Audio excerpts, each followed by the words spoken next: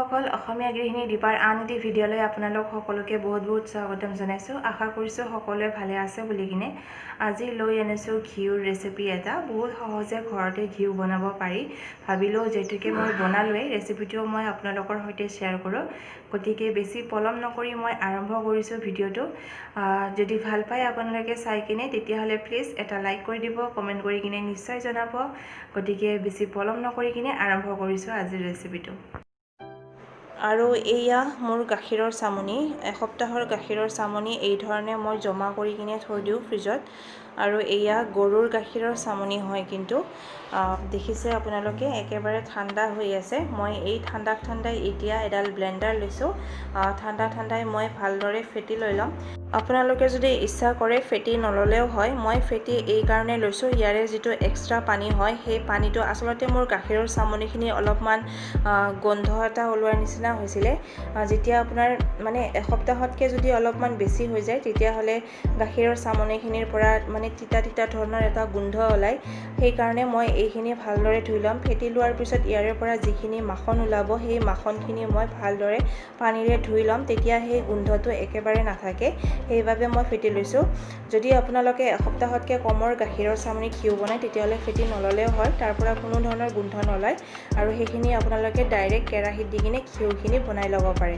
আৰু এয়া দেখিছে মই ফেটি আছোঁ। ফেটি থকাৰ পিছত এয়া দেখিছে ইয়াৰে পৰা যিখিনি এক্সট্ৰা পানী সেই পানীবিলাক লাহে ওলাই যাই আছে।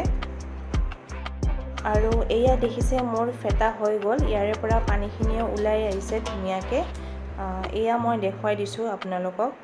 এইখিনি আপোনালোকে বাটাৰ হিচাপেও ব্যৱহাৰ কৰিব পাৰে। যদি আপোনালোকে ভাবে যে ঘিউ নবনায় তেতিয়াহ'লে এইখিনি ডাইৰেক্ট এনেকৈ ফ্ৰিজত আপোনালোকে পানীখিনি ইয়াৰে পেলাই দিব, ভালদৰে এবাৰ ধুই ল'ব আৰু তাৰপিছত এইখিনি বাটাৰ হিচাপেও ব্যৱহাৰ কৰিব পাৰি।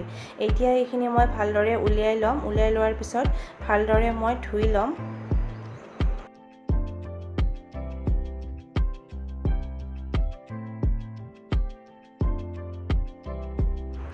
আৰু বাটাৰখিনি মই ভালদৰে ধুই লৈছিলোঁ ঠাণ্ডা পানীৰে। সেইখিনি আপোনালোকক দেখুৱাব নোৱাৰিলোঁ, তাৰ কাৰণে মোক ক্ষমা কৰি দিব।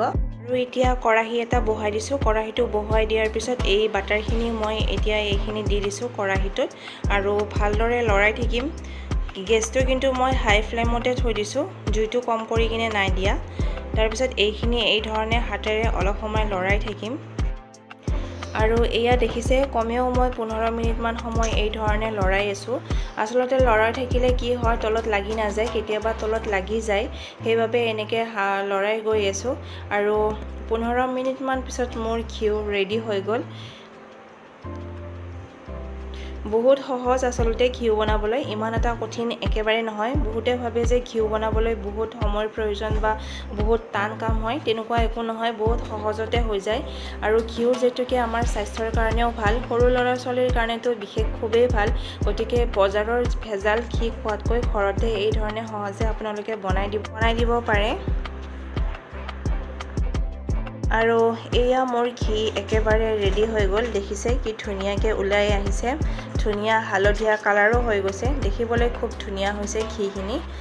আৰু এতিয়া এইখিনি মই ভালদৰে ঠাণ্ডা হ'বলৈ দিম। ঠাণ্ডা হোৱাৰ পিছত এইখিনি মই ভালদৰে চেকি ল'ম। চেকি লৈ কিনে বটল এটাত ভৰাই কিনে থৈ দিম। গতিকে দেখিলেই আপোনালোকে কেনেকৈ সহজে ঘৰতে আমি ঘি বনাই ল'ব পাৰোঁ। আশা কৰিলোঁ আপোনালোকে ভিডিঅ'টো চাই কিনে ভাল পাইছে। যদি ভাল পাইছে তেতিয়াহ'লে প্লিজ এটা লাইক কৰিব, কমেণ্ট কৰি কিনে নিশ্চয় জনাব আৰু প্লিজ চেনেলটো ছাবস্ক্ৰাইব কৰি দিব। আৰু ছাবস্ক্ৰাইব কৰাৰ পিছত ন'টিফিকেশ্যন বেল আইকনটো প্ৰেছ কৰিবলৈ একেবাৰে নাপাহৰিব। আৰু এয়া দেখিছে মোৰ ঘিউ একেবাৰে ৰেডি, কালাৰটো খুব ধুনীয়া হৈছে। লগাই নাই যে এই ঘিখিনি মই বনাইছোঁ বা ঘৰত বনোৱা ঘি হয়। আৰু এয়া দেখিছে গোটা হৈ গৈছে। অলপ সময়ৰ পিছত মই চেকি লৈছিলোঁ আৰু চেকাৰ পিছত দেখিছে ঘিখিনি একেবাৰে গোট মাৰি গৈছে আৰু কালাৰটো কি ধুনীয়া হৈছে, একেবাৰে সম্পূৰ্ণ হালধীয়া কালাৰ হৈ গৈছে। আজিলৈ আহিছোঁ, লগ পাম মই পুনৰ আপোনালোকক এটা